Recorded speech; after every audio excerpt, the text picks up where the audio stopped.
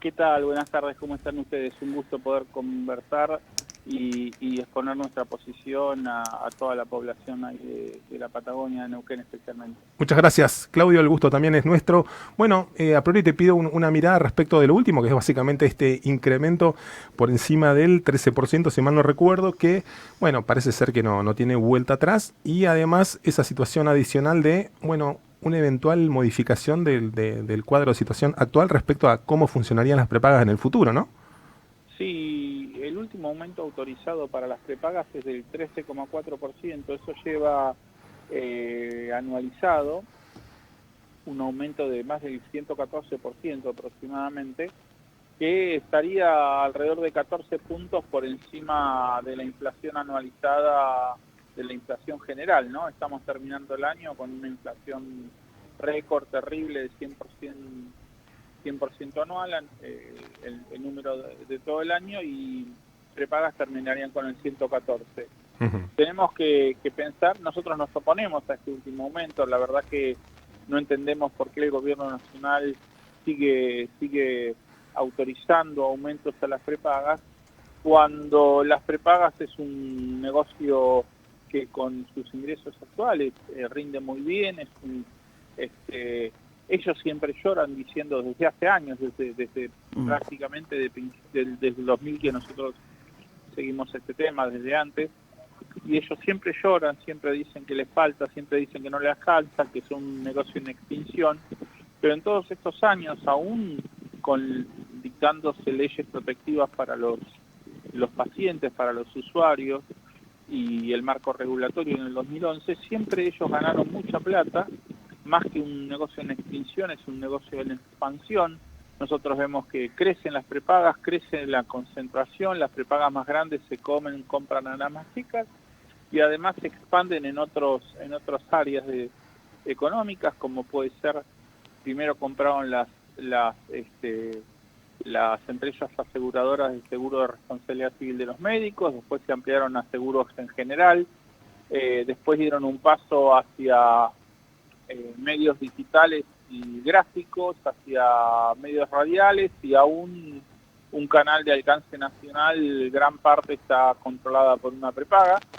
Así Ujú. que no es un negocio que ha perdido plata, se expandió. Por otro lado, siempre este negocio buscó en quedarse con lo que ellos llaman la crema del negocio. ¿Qué son la crema del negocio? Los aportantes jóvenes que aportan, hacen fuertes aportes y hacen poco uso de la prepaga, y Ujú. quisieron siempre descartar a tres clases de usuarios: a los que tienen enfermedades crónicas, a las personas con discapacidad y a los adultos mayores. Siempre hay un atentado o hay incumplimientos contractuales hacia esos sectores al fin de generar una expulsión del sistema. Claudio, Eh, ¿qué, lo qué, que sí, ¿cuál es el argumento que están llevando a, bueno, a la órbita de decisiones del gobierno para conseguir estas subas? Claro, está el tema de la inflación tallando a 100 puntos anuales, como vos también mencionabas en el arranque de pero tu... ellos todos los años vienen con subas mayores al porcentaje Ujú.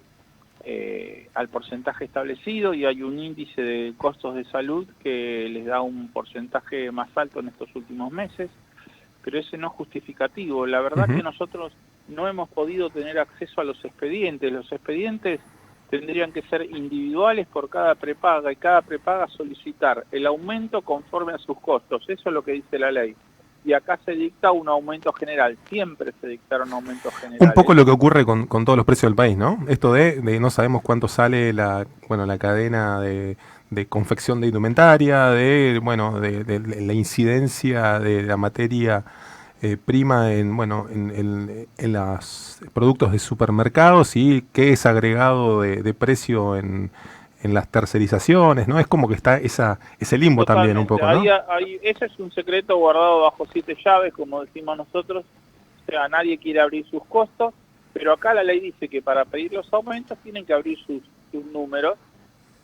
Suponemos que en los expedientes administrativos, en los cuales no hemos tenido acceso hasta el momento, nosotros como organización estamos haciendo una tarea de poder empezar a pedir ingreso a cada uno de estos expedientes. Pensemos que son precios regulados, y así como en las audiencias públicas, las empresas van y dicen yo pretendo tanto y muestran sus números hasta cierto punto, pero por ejemplo, transporte y distribución de gas y de electricidad, o en aguas y cloacas, esto se hace, y las asociaciones de consumidores podemos terciar y decir no por tal cosa, asociaciones de consumidores o cualquier otro representante de la sociedad civil, diputados, legisladores, concejales, intendentes y personas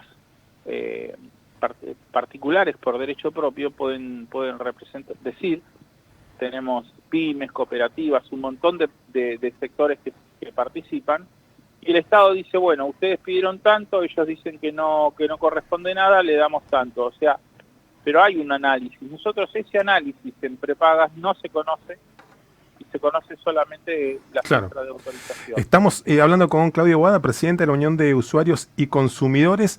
Recordaba, mientras mencionabas todo esto, también la disidencia o las tensiones que está exponiendo, bueno, el gobierno también, el pronunciamiento de la vicepresidenta en sus redes sociales también, ¿no? Totalmente. Lo venimos viendo en un montón de precios, pero siempre queda, bueno, el diagnóstico, la oposición, el rechazo y siguen para adelante con las medidas, ¿no? El ámbito ejecutivo en sí, ¿no? Sí. Yo quiero hacer una aclaración sobre otro aspecto, que ellos dicen que la pandemia los golpeó mucho, y yo creo que eso es una mentira descarada. Y te voy a explicar por qué. Porque en todo el mundo se revalorizó la salud en el medio de la pandemia, pero la salud pública. Y quien le puso la espalda, el hombro, el que hizo la fuerza fue el Estado Nacional, los estados provinciales, los municipios y la salud pública, junto a todos los trabajadoras y trabajadores de la salud, médicas y médicos, enfermeras y enfermeros y demás personal, y ellos le pusieron el hombro. Pero las prepagas, que recibieron un fuerte apoyo oficial a través de, igual que el resto de las empresas, para pagar sus sueldos y demás, bajaron las cortinas, dejaron de atender, redujeron las consultas, redujeron las atenciones presenciales, postergaron las operaciones programadas. O sea, la pandemia para las prepagas fue un alivio en su dinámica de gastos económicos por las prestaciones. Te aporto un elemento más que tiene que ver con la atención al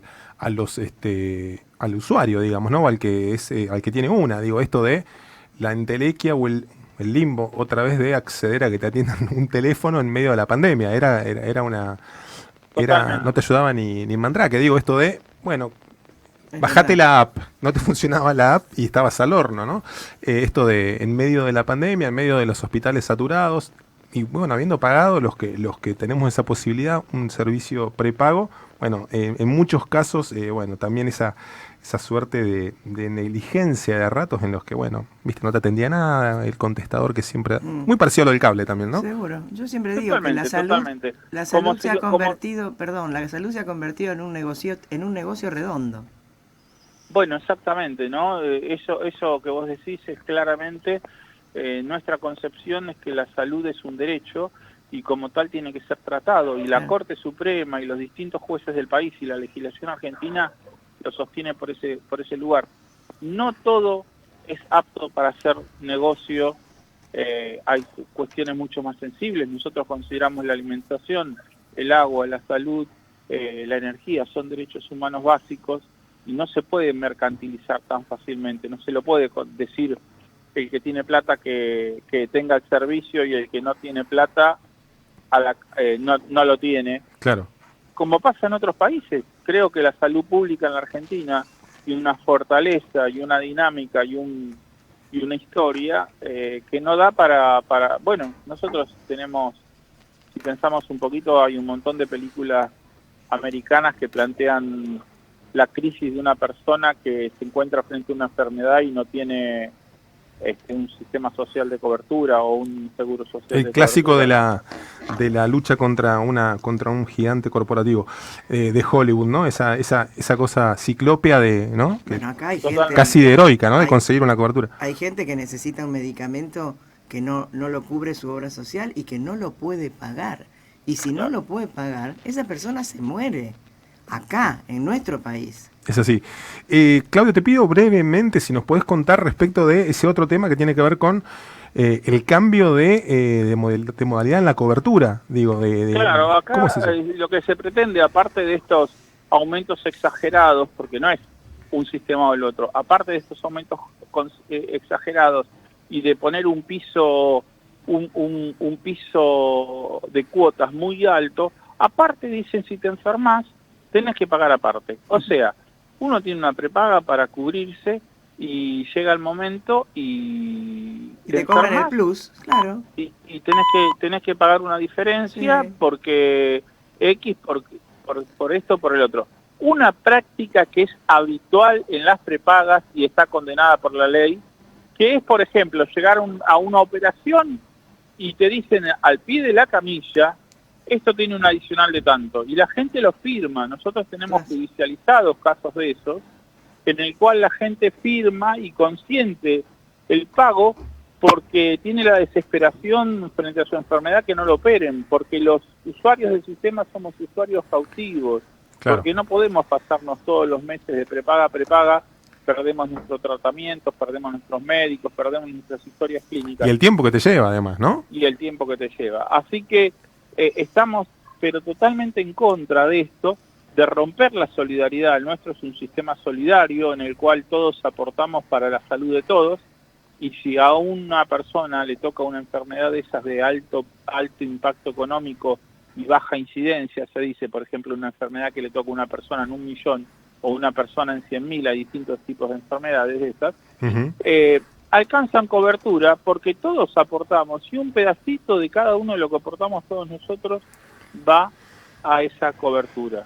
Claro, Esto mismo tendríamos que profundizar para hacer en prevención. Por cada peso que hay algunos estudios internacionales que dicen que por cada peso que se invierta en prevención, son 5 pesos que se ahorra en tratamiento. Aparte de que es mucho mejor prevenir y estar sano que enfermarte y curarte, ¿no? Claro, claro. Pero mirándolo solo desde un punto de vista económico. Y las prepagas, ya desde hace muchos años, dicen nosotros no queremos pagar prevención porque no sabemos si al que le pagamos hoy prevención, cuando no se enferme va a seguir siendo socio nuestro o se va a otra prepaga.